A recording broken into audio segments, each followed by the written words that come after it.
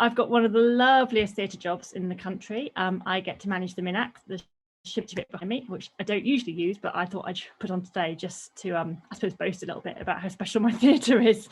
The Minack's been a theatre since 1932, so we're probably one of the longest standing open air theatres in the country. I'm sure Andy will tell us how old Regent's Park open air theatre is, because I can't remember, but I think we're slightly older.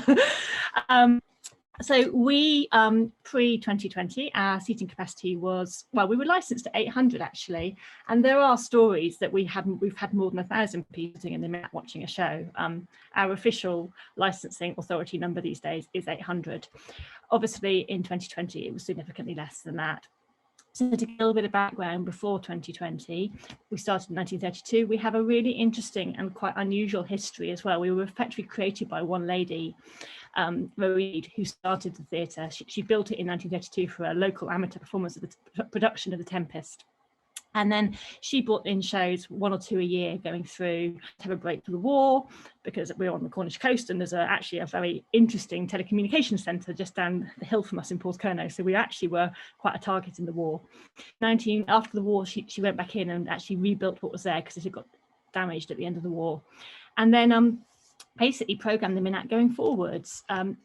Lot of amateur companies came, and also quite a few professional companies in that. We also, as many of you who I know many of you have played at the Minack will know, we have a wonderful situation where we get lots of, which actually are a genuine mixture of professional performers and some community performers as well. In more recent years, the number of professional productions that have come to us has grown quite significantly, and about 5 years ago we started producing ourselves as well professionally, which has been really interesting and really exciting, and actually is a great way for us to create more work for our local freelancers, but also give our Cornish freelancers actually the ability to work with other freelancers that we bring in on different projects. So we tend to obviously mix things up a bit and don't always work with the same companies, as will be the case in most of our sector. So running up to 2020, we were running really successfully. Because we've got this heritage, we also operate as a tourist attraction. So we operate actually without any public money at all at the Minack. Effectively, the visitors that come to look around us and are interested and want to explore and find out about it, they pay to come in, and that actually subsidises the rest of the running of the Minack. And over many years, we've actually been financially successful. We've paid for all our own capital works. We basically had almost no government ever. I think it was one £30,000 grant in the early 2000s just to support building the building, and that was it.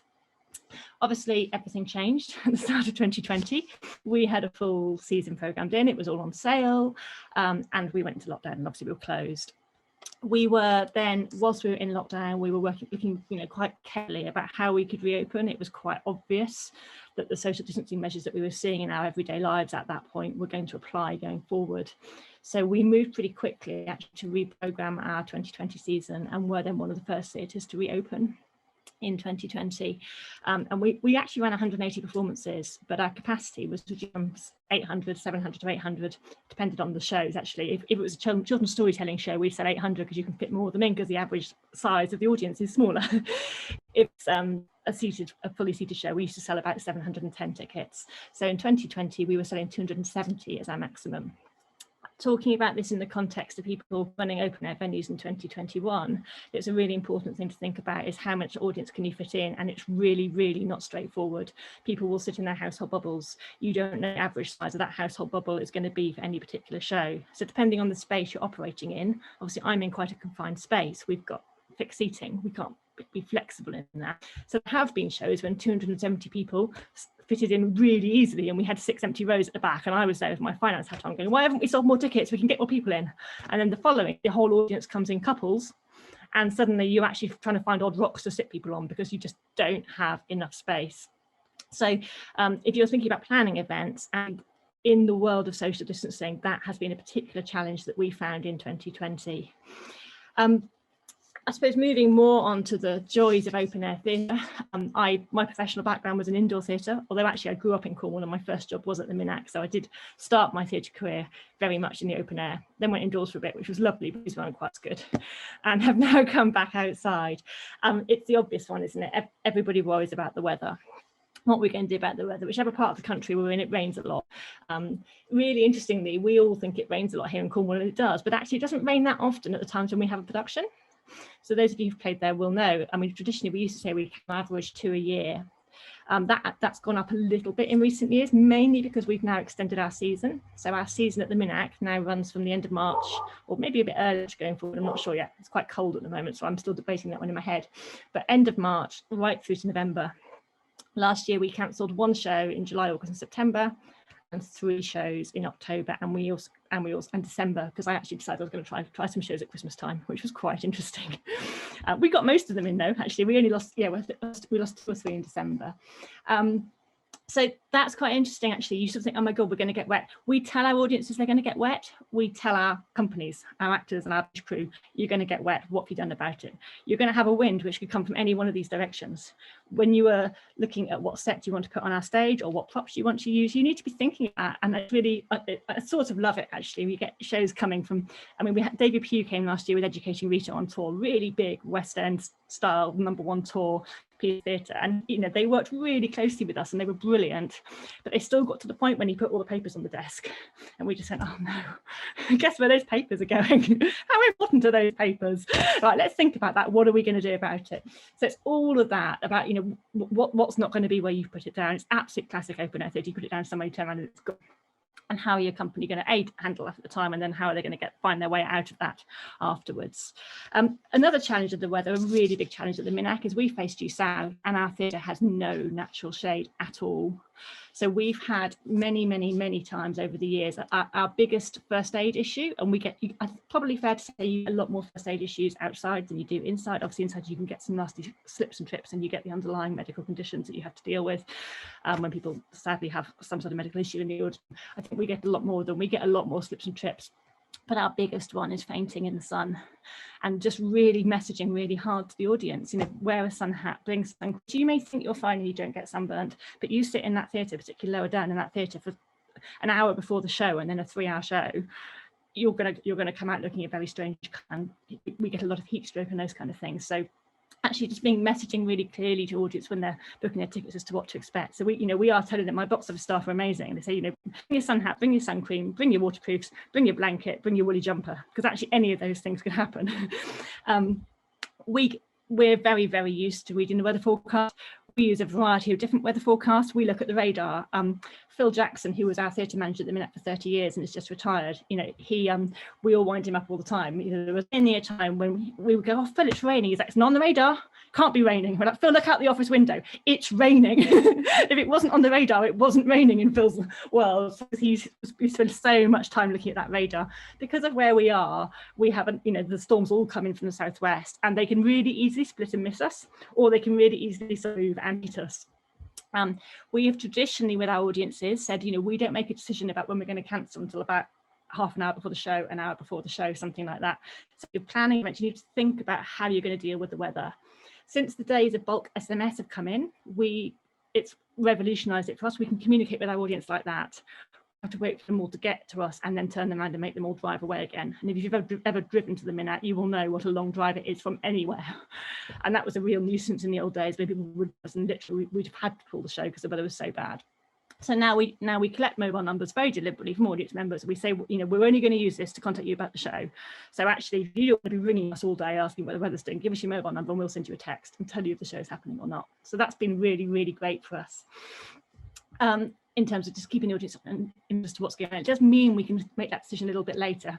Having said that, because of where we are in the country, 75% of our audiences are on holiday, normally in Cornwall, sometimes in Devon. They might be travelling for an hour and a half. So we try and be as flexible as we can. We put that visitor experience right at the centre of what we do.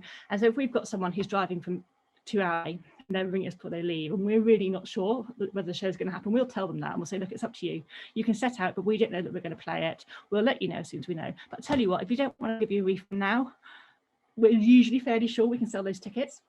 So normally, pre-COVID, we would be, well, across a whole season, we'd operated at 27% capacity. For the months of July, August, and the first half of September, we would be operating at 100% capacity unless the weather went against us and we cancelled a show. So we know we've got the demand for tickets. So we then therefore sort of are quite relaxed about our refund policy. We will give refunds quite happily. That's changed for us. Actually, it's probably changed in the last 5 years. We used to be much stricter. When nobody go, come, of course you're not having a refund. But actually, you then see a queue of people desperate to see the show. You think, well, actually, why wouldn't I?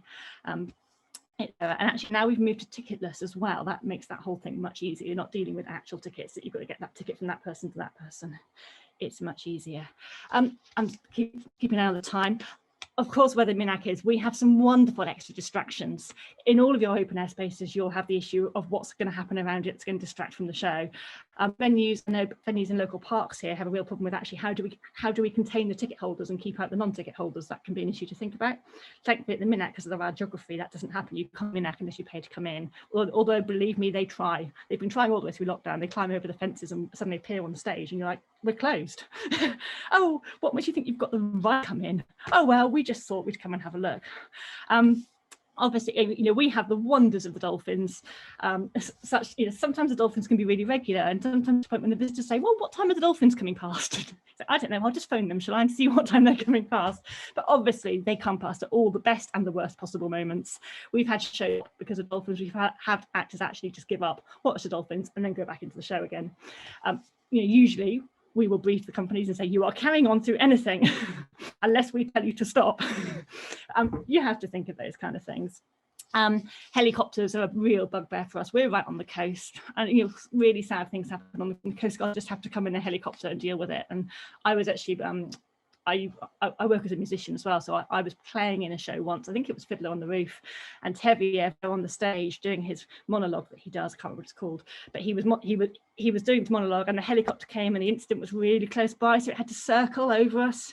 So in the end, he was just chatting to this helicopter, and nobody could hear anything until it went away, and then we carried on. So you can get those distractions. Obviously, you might have vehicles, you might have airplanes, all of that kind of stuff going on. Daylight, that's a really big one. It astonishes me how many of our companies, even ones who've been coming for a long time, don't think about how they're going to do it today.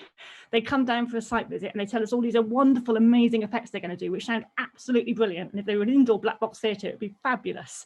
And you go, that's brilliant. Now how do you do that on the matinee? How are you going to recreate that effect on the matinee? Every show has to work in daylight for us. I mean, obviously it depends what time you start your shows in the evenings and what time of the year as well. I have a lovely spreadsheet of sunset times and I program against sunset times, and we're looking in the future to be quite flexible about what time we start evening shows through the year, just to try actually pick up on that. But there's certain shows that I would resist programming in June and early July because they're just not going to get any darkness at all. It was interesting though, in 2020 when we reopened after COVID, one thing was we actually decided we weren't going to play shows in the dark because we were worried about socially distancing audiences going out in the dark to start with. We thought that was going to be a real challenge, and it turned out actually, and therefore actually as we went later in September, October, we did actually program shows so that they were running more in the dark, and it was really interesting artistically. I'm a huge fan of everything about theatre. I love lighting effects and everything else, and seeing these shows that actually could basically have no lighting, it was quite interesting, and obviously big artistic compromise there effectively. But that is to say, that's the case every show for us. Every show plays a matinee as well, so we have to think about that. The range of shows, I get people saying to me, oh well, certain shows you can't do at the Minack. Educating Rita would probably have been on that list for most people. You can't do Educating Rita, it's set in a studio, a bit like Jane's got behind her, beautiful books and everything. Do you know what? It worked. It did work. The actors were good enough, and people were either completely drawn in to that space, or actually if they weren't really engaged in the show, something else for them to watch and they still really enjoy the experience. So it's a discussion, it's a debate. There'll be others on this call that probably got lots of different ideas about that. From my point of view, when I'm programming that, I start with the basis that every show works on that stage, and we'll find a way to make it work. And then we will discuss that a little further, and if we have to move things around a bit, then we might do. A couple of other very quick things. Time is up, about 30 seconds time. Pricing, we've learned a lot of lessons about pricing at the Minack in the last 2 years. We used to price very cheap because we were worried about the experience. We were worried that people might fully engage in the show. We used to sit people on every single row, and it was all felt quite cramped, which actually we're now changing going forward. We are consciously reducing our capacity post-COVID, so we'll probably only give about 600 max. We've just switched to dynamic pricing, and I'm now charging £30–40 a ticket, whereas 2 seasons ago my maximum was 16. And we've got a sale, and we've got no price resistance from the visitors at all yet. We're monitoring it, and we'll pull and play around with that. But for me, advice to people setting up outdoor shows, don't paid, particularly to use dynamic pricing, because actually then you're not really committed. You can tweak things in any direction if you need to. And just a really quick one, because I'm aware of an open air theatre that I know of that is starting up that actually thought about this. One was planning permission, and I know we've got someone from Licensing Authority coming on to this call as well today, which is brilliant. Yeah, don't forget to get an entertainment license, and don't forget to get planning from creating a new theatre and actually creating something.